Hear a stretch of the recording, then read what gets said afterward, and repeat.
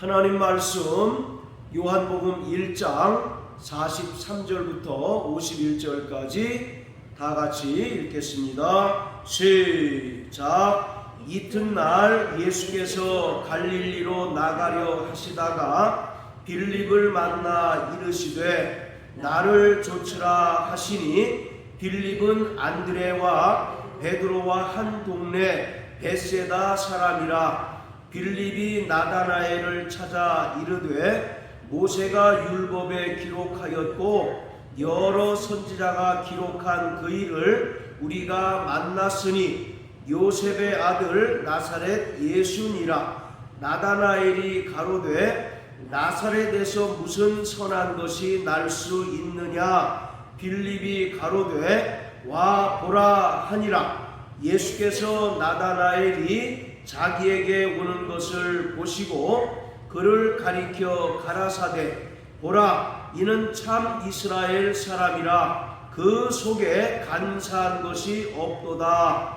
나다나엘이 가로되 어떻게 나를 아시나이까. 예수께서 대답하여 가라사대 빌립이 너를 부르기 전에 내가 무화과 나무 아래 있을 때에 보았노라. 나다나엘이 대답하되 랍비여 당신은 하나님의 아들이시요 당신은 이스라엘의 임금이로소이다. 예수께서 대답하여 가라사대 내가 너를 무화과 나무 아래서 보았다 하므로 믿느냐. 이보다 더 큰 일을 보리라.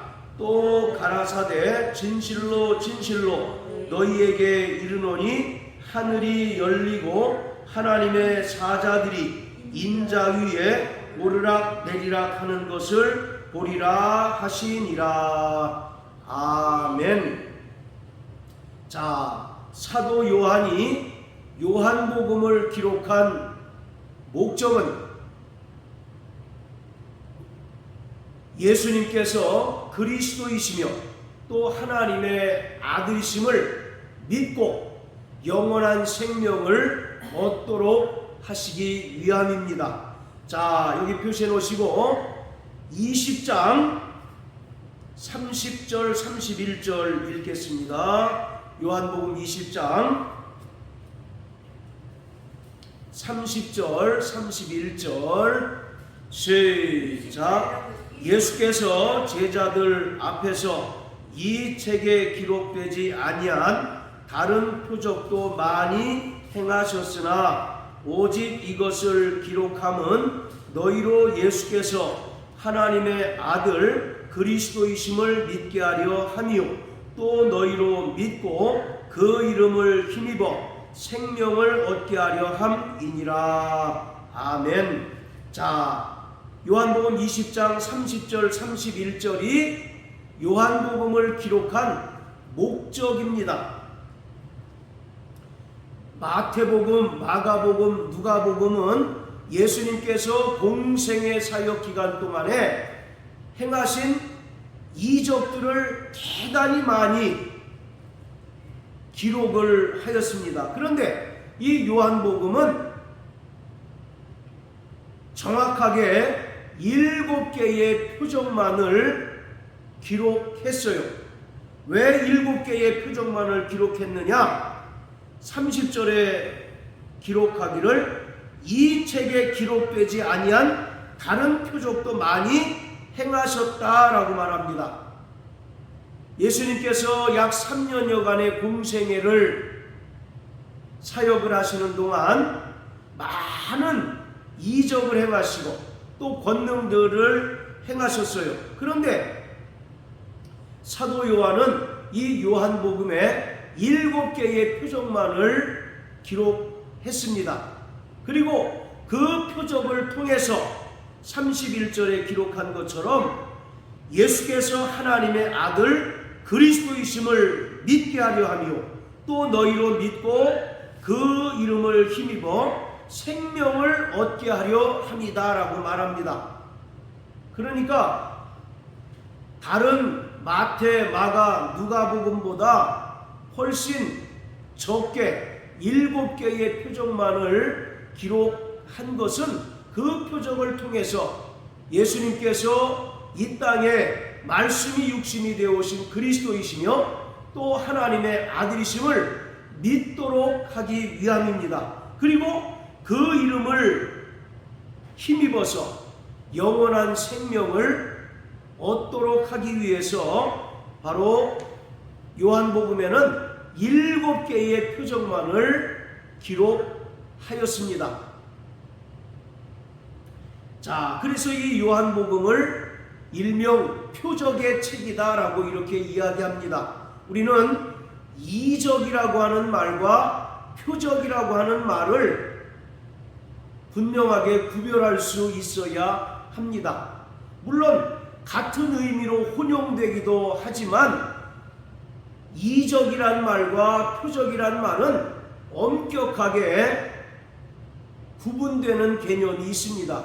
바로 이적이라고 하는 것은 오직 예수님께서 하나님의 아들이시고 또 하나님으로서 행하신 놀라운 일을 바로 이적이라고 이렇게 이야기합니다. 그래서 영어로는 미러클, 기적 같은 일이다 라는 의미에서 미러클이라는 단어를 사용합니다. 반면에 표적이라고 하는 말은 영어로 하면 사인이라는 의미가 되는 것이고 또 헬라어로 하면 세메이온이라는 단어가 사용되는데 이것은 단순히 놀라운 일이 아니라 하나님께서는 그 표적을 통해서 우리에게 나타내시고자 하시는 그 분명한 의도가 있다는 것을 알려주는 겁니다. 그렇기 때문에 우리는 예수님께서 이 요한복음을 통해서 행하신 표적들을 통해서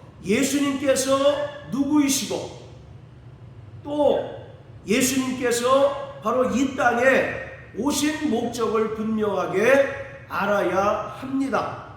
우리의 신앙생활은 바로 예수를 바로 아는 것이 대단히 중요합니다.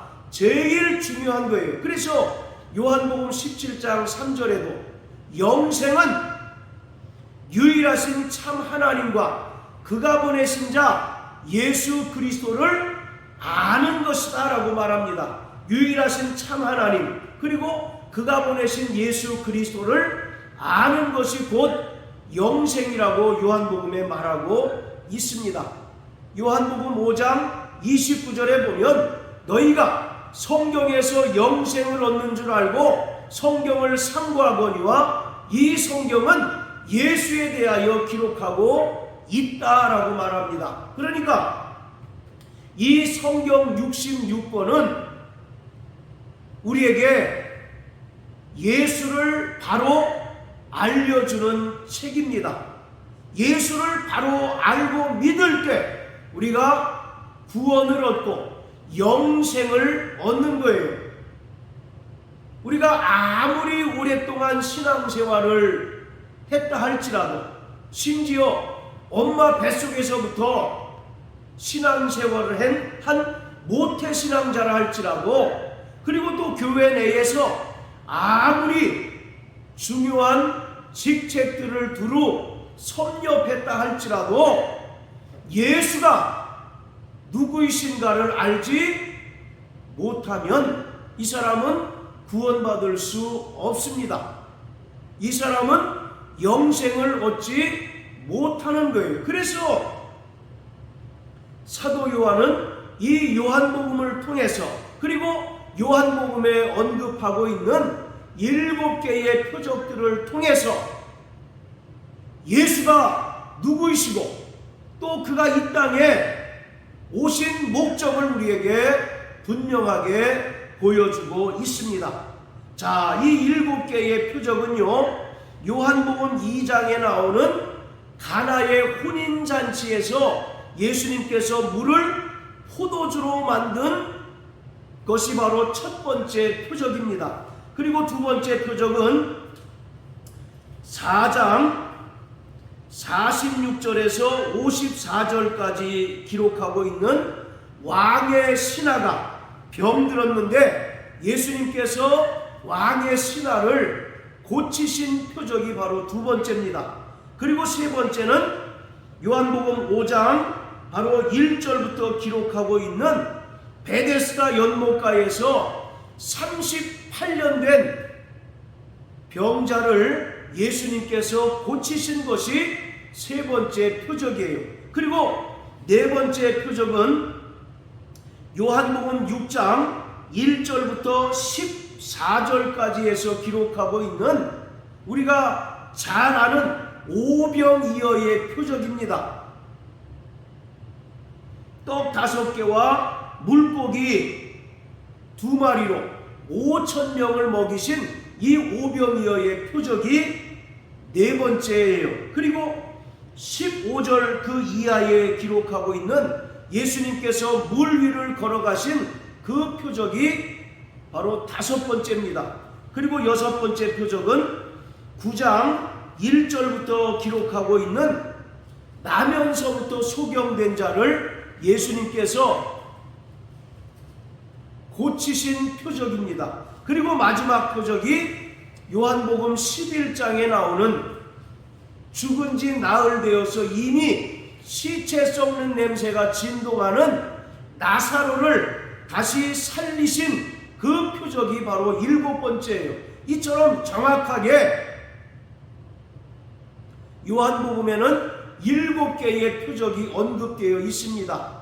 왜 7개의 표적만 언급되어 있는가? 바로 이 7이라고 하는 숫자는 하나님의 완전 숫자입니다. 그렇기 때문에 이 7개의 표적을 통해서도 충분히 예수님께서 이 땅에 사람으로 오신 그리스도이시며 또 하나님의 아들이심을 알 수 있다는 것입니다. 그리고 그 표적을 통해서 예수님을 바로 알고 믿음으로 얼마든지 영생을 얻을 수 있다는 것을 말하고 있습니다. 자, 다시 요한복음 1장으로 돌아가서요. 자, 우리 50절, 51절을 다 같이 읽겠습니다. 요한복음 1장 50절, 51절 시작. 예수께서 대답하여 가라사대 내가 너를 무화과 나무 아래서 보았다 하므로 믿느냐? 이보다 더 큰 일을 보리라. 또 가라사대 진실로 진실로 너희에게 이르노니 하늘이 열리고 하나님의 사자들이 인자 위에 오르락 내리락 하는 것을 보리라 하시니라. 자, 예수님께서 나다나엘이라고 하는 사람을 만나서 하신 말씀입니다. 오늘 본문에 보면 빌립이라고 하는 사람하고 나다나엘이라고 하는 사람이 나오는데 이 두 사람은 예수님의 12명의 제자 중에 속한 이들이었습니다. 바로 이 나다나엘이라고 하는 사람은 마태복음 10장에 보면 바돌로메라고 이렇게 기록되어 있어요. 그래서 이 빌립과 나다나엘이 예수님의 제자가 되었는데 바로 이 나다나엘 곧 바돌로메는 나중에 예수님의 그 죽음과 부활 이후에 성령을 받고 지금의 아르메니아라고 하는 그 지역에 가서 복음을 전하다가 산채로 그 살가죽이 벗겨지고 십자가에 못 박혀서 참수형을 당해서 죽게 되었습니다. 지금의 그 아르메니아라고 하는 국가는요 굉장히 중요한 의미가 있는 나라인데 최초의 기독교 국가입니다. 그 아르메니아에 이 나다나엘 곧 바돌로메가 가서 복음을 전하고 또 순교의 피를 뿌림으로써 아르메니아가 최초의 기독교 국가가 됐어요. 지금도 지도를 보면 아르메니아를 중심으로 해서 옆에 터키가 있고 또 이란과 국경을 마주하고 있습니다. 지금 이스라엘과 전쟁을 치른 이란이 아르메니아랑 국경을 맞이하고 있어요. 그런데 터키와 이란은 이슬람의 맹주와 같은 그런 국가입니다. 그런 국가가 옆에 붙어 있음에도 불구하고, 그리고 주위에 이슬람 국가가 둘러싸 있을지라도 이 아르메니아는 전 국민의 90% 이상이 크리스찬입니다. 그만큼 끝까지 지금까지 신앙을 고수한 나라인데, 이 나라가 최초의 기독교 국가고, 그리고 지금도 전 국민의 90% 이상이 크리스찬이 된 데는 이 나다나엘, 즉 바돌로메의 순교의 피가 큰 공헌을 했습니다. 자, 그런데 이 나다나엘은 어떤 사람이었느냐? 날마다 무화과 나무 아래서 율법을 묵상하는 자였어요. 왜 나다나엘이 무화과 나무 아래서 율법을 묵상했느냐? 바로 이 나다나엘은 율법에 예언된 대로 이스라엘이 회복되기를 바라고 또 메시아가 오기를 늘 기다리는 자였습니다. 지금 당장은 로마에 의하여 식민지 생활을 하지만 메시아가 와서 이스라엘을 다시 회복할 때에는 로마를 몰아내고 이스라엘을 구원할 것을 믿고 이제나 저제나 그때가 오기만을 학수고대하면서 무화과 나무 아래서 율법을 묵상하는 사람이었습니다. 참으로 경건한 사람이었던 거죠. 자, 그런데 이 나다나엘에게 예수님이 찾아왔습니다. 자, 그러면서 47절에 예수님께서 나다나엘에게 뭐라고 얘기합니까? 보라, 이는 참 이스라엘 사람이라 그 속에 간사한 것이 없다라고 말합니다.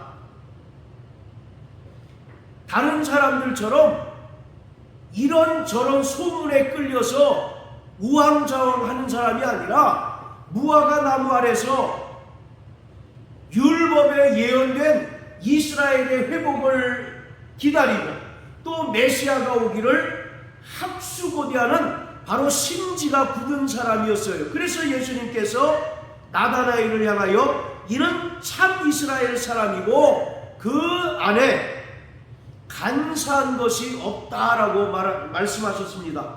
그때 48절에서 나다나엘이 예수님께 대답하기를, 예수님 어떻게 나를 아십니까? 라고 대답하니 예수님께서 내가 무화과 나무 아래 있을 때 내가 너를 보았다라고 말씀합니다. 그랬더니 49절에서 나다나엘이 예수님께 말씀하되 랍비여, 당신은 하나님의 아들이시며 당신은 이스라엘의 임금이시군요 라고 고백한 거예요. 이 말은 주는 그리스도시요 살아계신 하나님의 아들이십니다 라고 바로 신앙 고백을 했던 것입니다. 예수님과 나다나엘 사이에 별 말씀도 안 하셨어요. 몇 마디 말씀도 안 하셨는데 바로 서로가 서로를 알아볼 정도로 영적인 깊이가 있었던 존재였었고, 특히 나다나엘은 참으로 경건한 자였습니다. 이는 날마다 무화과 나무 아래서 율법의 예언이 이루어지고 또 메시아가 오기를 학수고대하는 사람이었는데, 어느 날 예수님께서 오셔서 내가 무화과 나무 아래 있을 때 너를 보았다 라고 말씀하시니, 그 말씀을 통해서 바로 예수님께서 이 땅에 오신 메시아 곧 그리스도이심을 단번에 그는 알아보고 49절에서 당신은 하나님의 아들이시며 당신은 이스라엘의 임금이시군요 라고 고백했던 거예요. 할렐루야. 바로 우리가 예수가 그리스도시며 또 하나님의 아들이심을 고백하듯이 나다나엘도 바로 예수님께서 이 땅에 메시아로 오셔서 이스라엘을 회복하실 이스라엘의 임금이라는 사실을 깨닫고 이와 같이 고백했던 것입니다. 그때 예수님께서 하신 말씀이 바로 50절 51절이에요. 50절에 보면 내가 너를 무화과 나무 아래서 보았다 하므로 네가 믿느냐? 이보다 더 큰 일을 보리라. 이와 같이 말씀합니다. 여기서 이보다 더 큰 일을 볼 것이다 라고 말씀하셨는데, 여기서 말하는 더 큰 일은 과연 어떤 일일까요? 이것은 우리가 아까 찾아봤던 요한복음에 나타난 7개의 표적들을 말하고 있습니다. 예수님께서 내가 나다나엘 네가 무화과 나무 아래 있을 때 내가 너를 보았다라고 했을 때 나다나엘이 즉시로 당신은 하나님의 아들이시며 당신은 이스라엘의 임금이십니다라고 고백했는데, 이 고백보다 더 큰 일을 이제 보게 되리라고 말씀하고 있어요. 그래서 바로 나다나엘은 이 길로 예수님의 제자가 돼서 예수님을 따라다니면서 예수님께서 행하신 표적들을 봄으로써 이가 진실로 이 땅에 오신 메시아요 또 하나님의 아들이심을 분명하게 믿게 되었습니다. 자, 그러면서 51절에 또 예수님께서 말씀하시기를 또 가라사대 진실로 진실로 너희에게 이르노니 하늘이 열리고 하나님의 사자들이 인자 위에 오르락 내리락 하는 것을 보리라 하시니라. 바로 예수님께서 진실로 진실로라고 합니다. 이 말은 반드시 이 일이 이루어질 것이다 라고 하는 강조의 의미가 담겨 있는 거예요. 자, 그런데 하늘이 열리고 하나님의 사자들이 인자 위에 오르락 내리락 하는 것을 보겠다라고 말씀하셨습니다. 자, 그렇다면 과연 이 사건은 어떤 것을 의미하고 있는 것일까? 바로 하늘이 열리고 하나님의 사자들이 인자 위에 오르락 내리락 하는 것은 창세기 28장에 기록하고 있는 야곱의 사닥다리 사건을 암시하고 있는 것입니다. 자, 여기 표시해 놓으시고 창세기 28장을 다 같이 보시겠습니다. 창세기 28장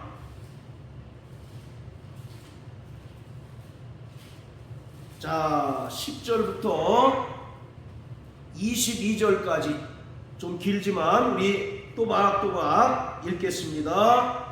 시작. 야곱이 부엘세바에서 떠나 하란을 향하여 가더니 한 곳에 이르러는 해가 진지라 거기서 유숙하려고 그곳에 한 돌을 취하여 베개하고 거기 누워 자더니 사닥다리가 땅 위에 섰는데 그 꼭대기가 하늘에 닿았고 또 본즉 하나님의 사자가 그 위에서 오르락 내리락 하고 또 본즉 여호와께서 그 위에 서서 가라사대 나는 여호와니 너희 조부 아브라함의 하나님이요 이삭의 하나님이라. 너 누운 땅을 내가 너와 내 자손에게 주리니 내 자손이 땅에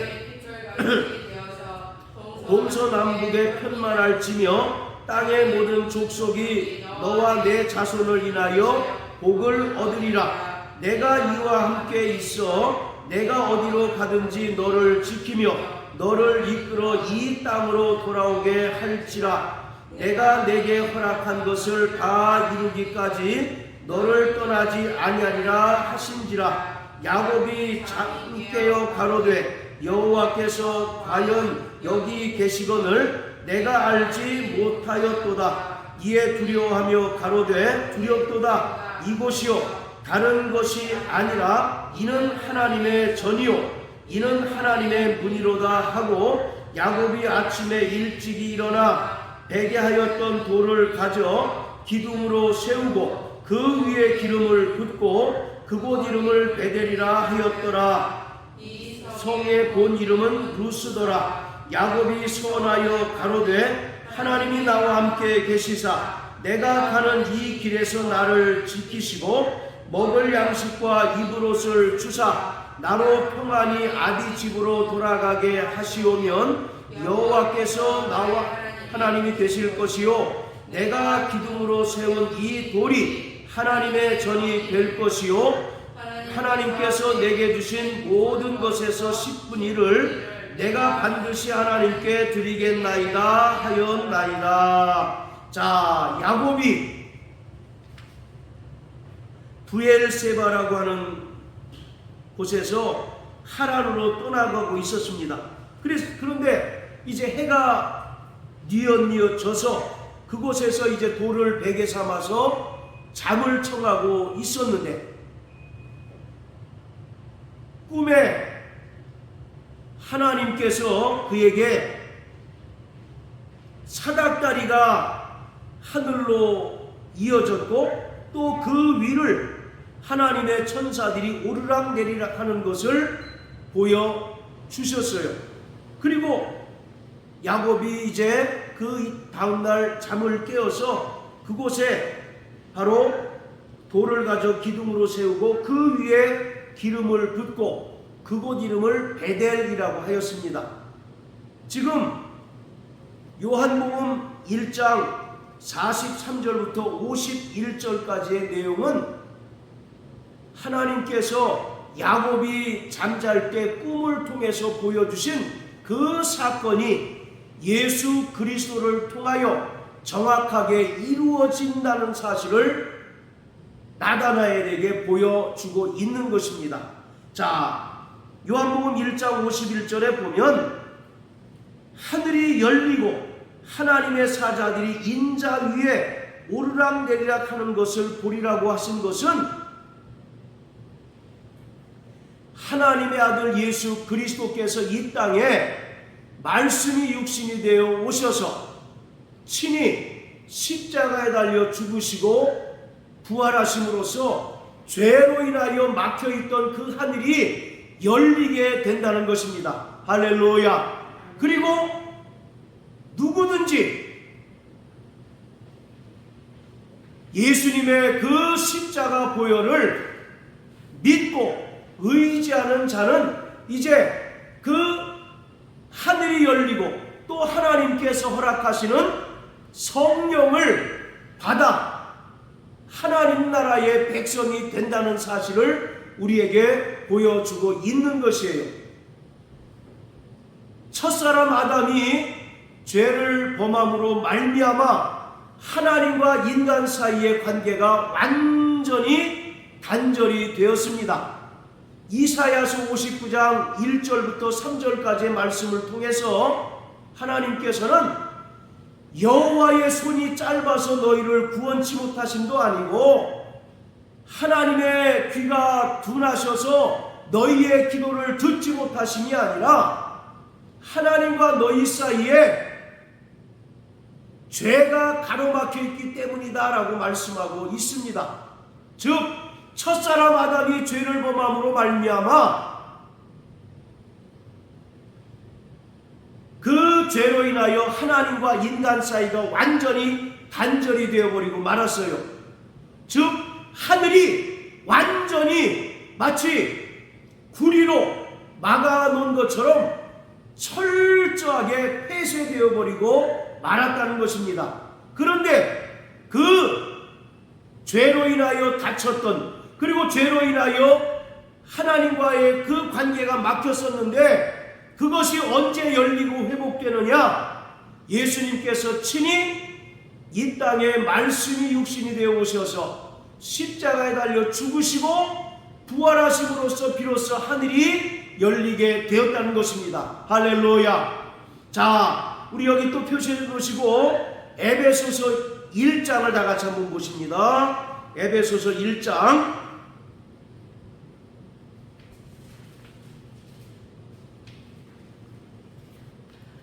자, 7절부터 10절까지 우리 사모님 큰 소리를 읽어주세요.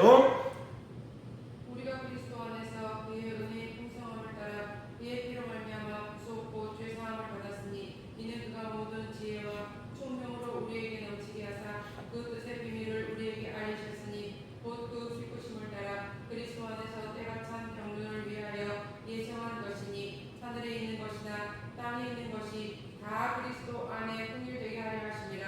예, 됐습니다. 자, 하나님의 아들 예수께서 이 땅에 말씀이 육신이 되어 오셔서 친히 십자가에 달려 죽으시고 흘리신 그 피로 말미암아 우리가 구속 곧 죄사함을 받았습니다. 할렐루야. 네. 자, 그리고 10절 보세요.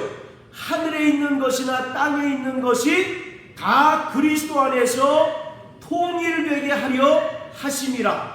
이 말은 예수님께서 이 땅에 오시기 전에는 하늘과 땅이 통일되지 않았다는 것을 말하고 있는 거예요. 여기서 이 통일이라고 하는 것은 회복되다라는 의미가 있습니다. 즉 첫사람 아담이 하나님께 죄를 범함으로 말미암아 하나님의 창조의 질서가 깨어지고 말았다는 것입니다. 그런데 그 죄로 인하여 깨어졌던 하나님의 창조의 질서가 언제 다시 회복되느냐? 예수님의 십자가 대속의 죽음으로 말미암아 깨어진 창조의 질서가 온전히 회복되었다는 것을 말하고 있어요. 그래서 하늘에 있는 것이나 땅에 있는 것이 그리스도 안에서 통일되게 하려 하심이라. 할렐루야. 우리의 소원은 통일, 남과 북이 통일되는 것을 말하는 것이 아니라 죄로 인하여 하늘이 막혀버리고 말았습니다. 그리고 첫사람 아담이 죄를 범함으로 말미암아 하나님과 인간과의 그 관계가 깨어지고 단절되어 버리고 말았을 뿐만 아니라 창조의 질서가 깨어지고 말았는데 하나님의 아들 예수께서 이 땅에 사람으로 오셔서 친히 십자가에 달려 죽으시고 그 흘리신 피로 인간의 모든 죄를 다 속량해 주셨을 뿐만 아니라 예수님의 십자가 대속의 죽음으로 하늘에 있는 것과 땅에 있는 것들이 다시 회복되고 다시 어떻게 됐다고요? 통일되었다라고 말하고 있어요. 이것을 요한복음 1장 51절에는 하늘이 열렸다라고 표현합니다. 예수 그리스도로 말미암아 하늘과 땅이 통일된 것을 요한복음에는 뭐라고 표현했다고요? 하늘이 열렸다. 자, 따라하세요. 하늘이 열렸다. 그리고 그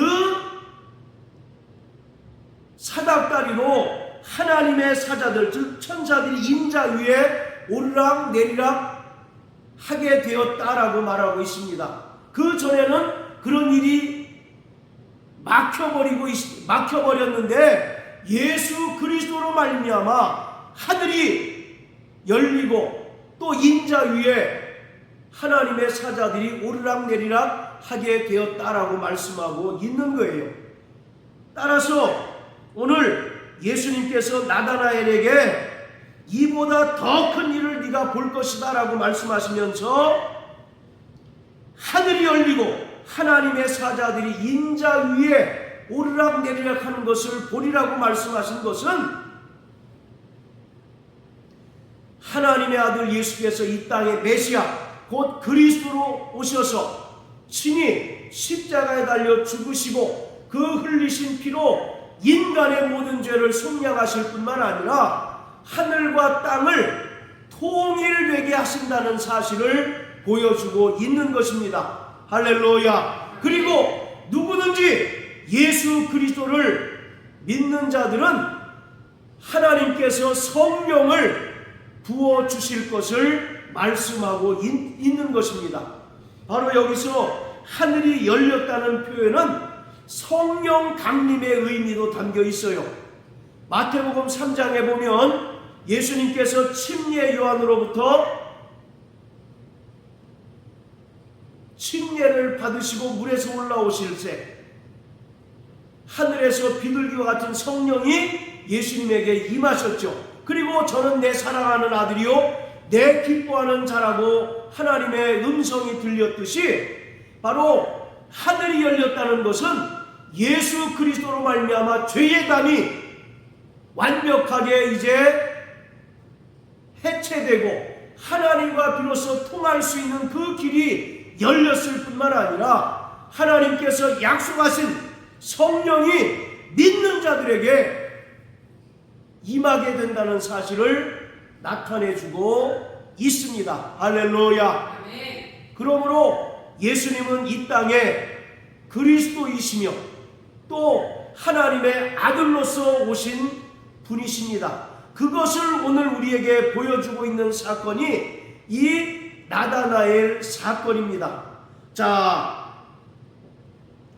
우리 47절 한번 다 같이 읽어볼까요? 시작. 예수께서 나다나엘이 자기에게 오는 것을 보시고 그를 가리켜 가라사대 보라 이는 참 이스라엘 사람이라 그 속에 간사한 것이 없도다. 할렐루야. 자, 나다나엘에게 예수님께서 뭐라고 말씀하십니까? 참 이스라엘 사람이다 라고 말합니다. 즉 새로운 영적 이스라엘이다 라는 뜻입니다. 이것은 옛 야곱을 염두에 두고 예수님께서 말씀하신 거예요. 여러분, 야곱의 이름의 뜻이 뭡니까? 야곱, 에서의 발 뒤꿈치를 잡고 태어났다라는 그런 의미 아니에요. 그래서 바로 이 야곱이라고 하는 이름의 뜻은 속이는 자, 간사한 자라는 의미를 가지고 있습니다. 그런데 예수님께서 나다나엘을 향하여 이는 참 이스라엘 사람이고 그 속에 간사한 것이 없다라고 말씀하십니다. 즉 예수님께서 이 땅에 그리스도로 오셔서 그 피로 말미암아 죄사함 받게 하고 또 구원 얻게 하는 자들은 옛 야곱에 속한 자가 아니라 새로운 영적 이스라엘이라는 것을 말하고 있습니다. 할렐루야. 바로 여기서 참 이스라엘 사람이라고 하는 말은 이제 새로운 피조물이 된 하나님의 백성들을 가리키고 있는 거예요. 예수님께서는 오늘 그 은혜를 믿음으로 말미암아 구원받은 모든 성도를 하나님의 백성으로 그리고 참 이스라엘 사람으로 삼아 주셨습니다. 할렐루야. 우리는 옛 이스라엘에 속한 자가 아니라 이제 그리스도 안에서 새로운 영적 이스라엘이요 또 하나님의 백성이 된 자들입니다. 예수님께서는 이것을 이루시기 위하여 이 땅에 그리스도로 오셨습니다. 자, 따라하세요. 예수는 그리스도시요 살아계신 하나님의 아들이시다. 네, 지금 나다나엘에게 말씀하신 이것은 오늘 우리에게 이러한 예수를 나타내고 보여주시기 위함인 것입니다. 그래서 서두에 말씀드렸던 것처럼 우리 신앙생활에 있어서 가장 중요한 것은 예수를 바로 하는 것이 중요합니다. 여러분들에게 예수는 어떤 분이십니까? 여러분들에게 예수는 이 땅에 무슨 목적으로 오신 분이십니까? 예수는 이 땅에 그리스도로 오신 분이십니다. 할렐루야. 그리고 그는 살아계신 하나님의 아들로서 친히 죄가 없으신 그가 십자가에 달려 죽으시고 피 흘리셔서 우리를 구원해 주셔서 참 이스라엘 백성, 즉 새로운 영적 이스라엘이 되게 해 주셨습니다. 그래서 이러한 자들만이 하나님께서 예비하신 저 영원한 하나님 나라에 들어갈 수가 있는 것이에요. 날마다 성령으로 말미암아 예수께서 그리스도이시고 또 살아계신 하나님의 아들이심을 날마다 시인하고 또 믿음으로 고백하는 자들 되시길 주님의 이름으로 축복합니다. 자, 우리 마태복음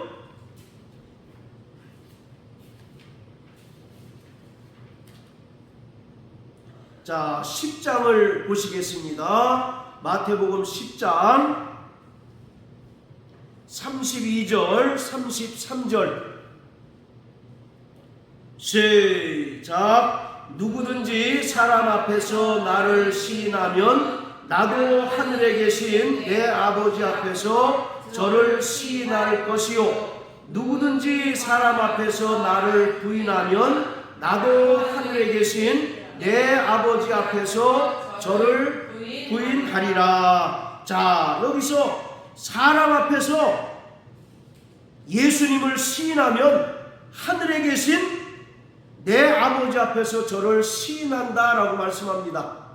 이것은 이 땅에서 사람들 앞에서 예수님을 시인하는 자는 영원한 천국에 들어갈 수 있다는 것을 말하고 있습니다. 반면에 사람들 앞에서 예수님을 부인하면 이러한 사람은 천국에 들어갈 수 없다는 것을 말씀하고 있습니다. 자, 그렇다면 여기서 예수님을 시인한다는 것이 무슨 뜻일까요? 예수님을 시인한다는 게 무슨 뜻입니까?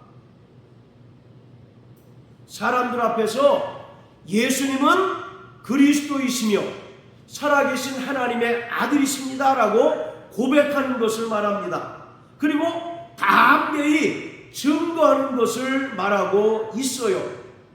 그러니까 우리가 예수를 그리스도 또 살아계신 하나님의 아들로 믿고 고백하고 증거하는 것은 영원한 천국에 들어갈 수 있느냐 없느냐 하는 중요한 요소가 되는 것입니다. 그러므로 날마다 성령으로 예수가 그리스도이시며 또 살아계신 하나님의 아들이심을 고백하는 자 되시길 주의 이름으로 축복합니다. 날마다 성령으로 예수가 그리스도이시고 또 살아계신 하나님의 아들이심을 증거하는 자 되시길 예수 이름으로 축복합니다. 사도행전에 보면 사도 바울이 다메섹에서 부활하신 주님을 만나서 이제 그 후로 예수가 그리스도이심을 담대히 증거하자 동족 유대인들이 사도 바울을 핍박하였습니다. 바로 예수가 그리스도이시고 또 살아계신 하나님의 아들이심을 고백하고 증거하는 것은 우리 목숨을 내어놓아야 할 만큼 위험한 지경에 우리를 빠뜨릴 수도 있어요. 그럼에도 불구하고 우리는 끝까지 성령으로 예수를 시인하는 자가 되어야 하는 것입니다. 할렐루야. 사람들로부터 당하는 미움이나 박해나 또는 핍박이 두려워서 예수를 부인하면 이 사람은 천국에 들어갈 수 없다라고 말씀하고 있습니다. 일평생 성령으로 예수가 그리스도이시며 또 살아계신 하나님의 아들이심을 증거하는 자 되시길 주의 이름으로 축복합니다. 할렐루야.